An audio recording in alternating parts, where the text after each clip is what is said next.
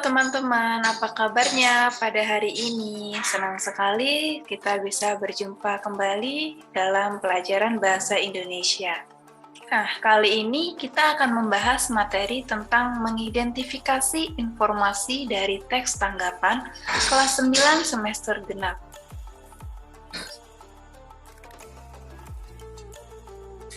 Baik, sebelum kita masuk ke dalam materi, kita harus mengetahui terlebih dahulu kompetensi dasar dari materi kita hari ini.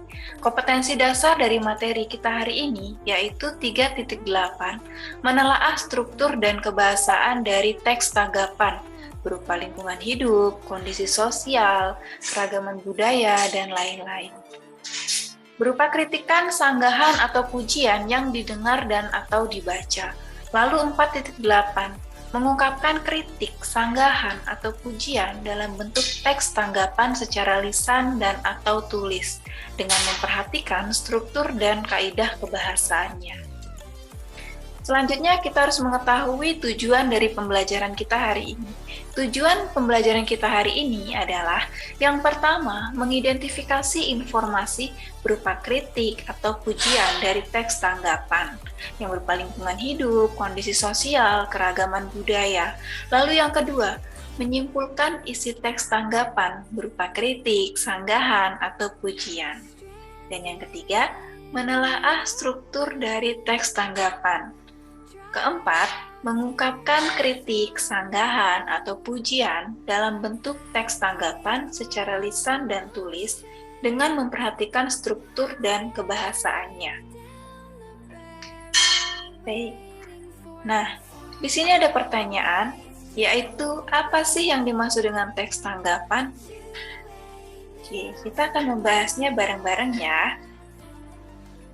Teks tanggapan merupakan jenis teks yang digunakan untuk meringkas, menganalisis, dan menanggapi suatu teks seperti teks sastra, artikel, berita, ataupun karya seni pertunjukan.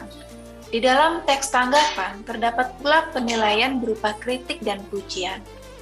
Tujuan dari teks tanggapan ini adalah untuk memberikan penilaian tentang kelebihan atau kekurangan dari sebuah teks yang juga disertai dengan saran.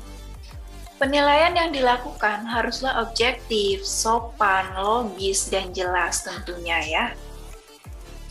Selanjutnya, di sini ada jenis kalimat dalam teks tanggapan. Ada dua jenis kalimat dalam teks tanggapan, yaitu pujian dan kritik.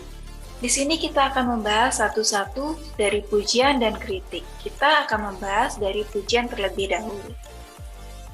Pujian merupakan pernyataan yang menyatakan penghargaan atau keunggulan sebuah hal tertentu.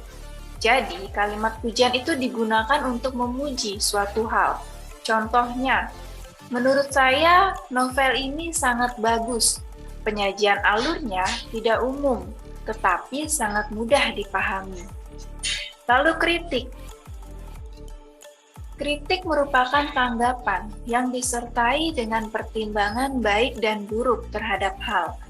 Tanggapan kritik harus disertai dengan alasan yang jelas dan membangun, bukan menjatuhkan. Contohnya, desain tas itu memang bagus dan unik, tetapi harganya sangat mahal. Tentunya hanya orang-orang kaya yang bisa membelinya.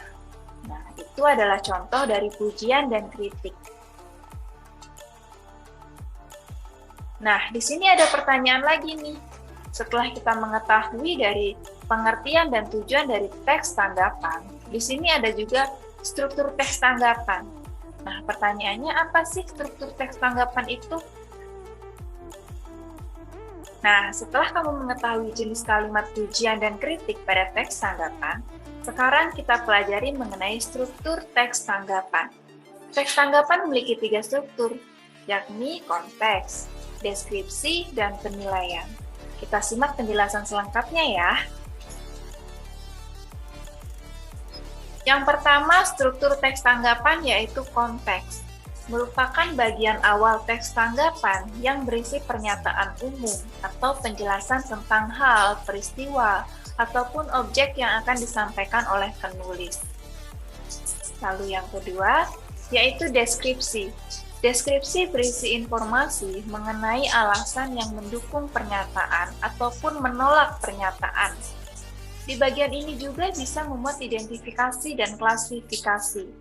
Jadi, kita bisa memasukkan jenis, ciri, atau bagian-bagian dari sesuatu yang kita tanggapi di dalam teks ini. Selanjutnya yang nomor 3 ada penilaian. Bagian penilaian akan berisi pernyataan yang mengungkapkan penilaian, berupa pujian atau kritikan.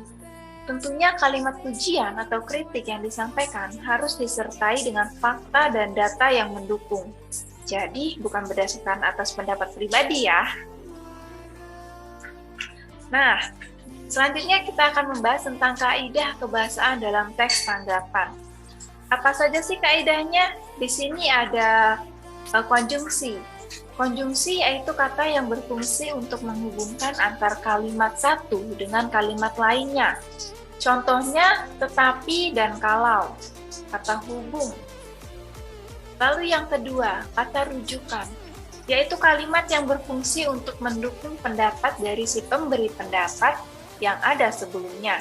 Contohnya, kita menggunakan kata ganti dia dan beliau. Selanjutnya yang nomor 3 ada pilihan kata. Adalah penggunaan kata yang tepat untuk digunakan dalam teks tanggapan. Contohnya, elektronik, globalisasi, maupun independen. Lalu yang keempat, ada kalimat kompleks, yaitu kalimat yang memiliki lebih dari satu struktur dan satu verba utama. Contohnya, Aldi sedang belajar ketika ibu memasak. Di situ memiliki 2 kata kerja. Kata kerjanya apa? Kata kerjanya belajar dan memasak. Oke, demikian pertemuan kita hari ini untuk membahas materi tentang teks tanggapan. Jika masih ada yang kurang jelas atau kurang paham, bisa kalian tanyakan di kolom komentar. Dan terima kasih, sampai jumpa di pertemuan berikutnya.